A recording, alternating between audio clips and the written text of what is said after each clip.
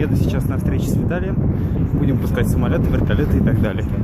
Ну а Жень здесь для тебя ждет специально горочки, где будет просто зашибенно.